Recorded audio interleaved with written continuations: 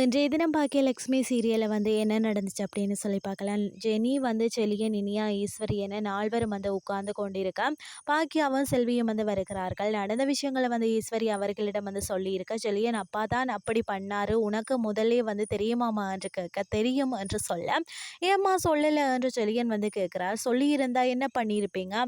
எதுவுமே பண்ணியிருக்க முடியாது இல்லை, அதனால தான் சொல்லலை என்று சொல்கிறார் பாக்கியா.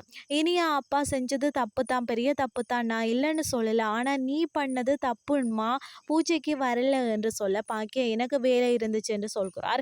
உடனே இனியாவும் நீங்க பண்ணது தப்பு தான் என்று சொல்லி பேச செல்வி கோபமடைந்து பூஜைக்கு அக்கா போச்சு, எழில் தம்பி தான் உள்ள விடல என்று உண்மையை சொல்ல அனைவரும் அதிர்ச்சி அடைகிறார்கள். உண்மையா அம்மா என்று செல்லியன் கேட்க, ஆமா நான் போனேன், கோயிலுக்கு போயிட்டு ஆசையா விபூதி வச்சுட்டு உள்ள போடலான்னு போகும்போது நீ உள்ள வந்தா இந்த படம் நடக்காதம்மான்னு சொன்னா, நான் இப்படி உள்ள போக முடியும், அதையும் மீறி நான் உள்ள போகணுமா என்று கேட்க அனைவரும் கண்கலங்குகிறார்கள். இருந்தாலும் எனக்கு வெளியே போகவும் மனசில்லை, அவன் பேசி முடிக்கிற வரைக்கும் நான் வெளியே தான் நின்றுட்டு இருந்தேன் என்று சொல்கிறார்.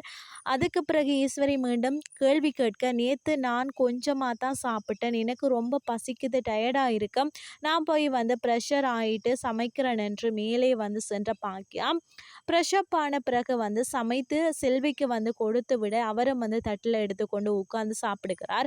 உடனே ஈஸ்வரி மீண்டும் எழில் அப்படி சொன்னானா என்று கேட்க, அவன் அப்படித்தான் அத்தை சொன்னான், இத்தனை வாட்டி கேட்டாலும் இருக்கிற உண்மையை அதுதான் என்று சொல்கிறார். உடனே செலியன் என்கிட்ட சொல்லியிருந்தா நான் உன்னை உள்ள கூட்டிட்டு இருப்பேன் இல்லம்மா என்று சொல்ல, அவனுக்கே விருப்பம் இல்லாத போது நீங்க கூப்பிட்டு நான் எப்படி நிற்க முடியும் என்று கேட்டுவிட்டு, எனக்கு ரொம்ப டயர்டாக இருக்கு, நான் தூங்கவே இல்லை, நேற்று நைட்டு இன்னைக்கு போய் நான் தூங்குறேன் என்று சொல்லிவிட்டு கிளம்புகிறார். மறுபக்கம் வர அமீர்தா காத்து கொண்டிருக்கிறார். பிறகு நடந்த விஷயங்களை எழில் சொன்னவுடன் அமீர்தா அதிர்ச்சியாக நிற்கிறார். இது மட்டும் இல்லாமல் அவரோட வாய்ப்புள்ள கிடைச்ச இந்த படத்தை நான் பண்ண போறதே கிடையாது என்று சொல்ல, இந்த முடிவை நீங்க ரொம்ப லேட்டா எடுத்திருக்கீங்க என்று அமீர்தா சொல்லுகிறார்.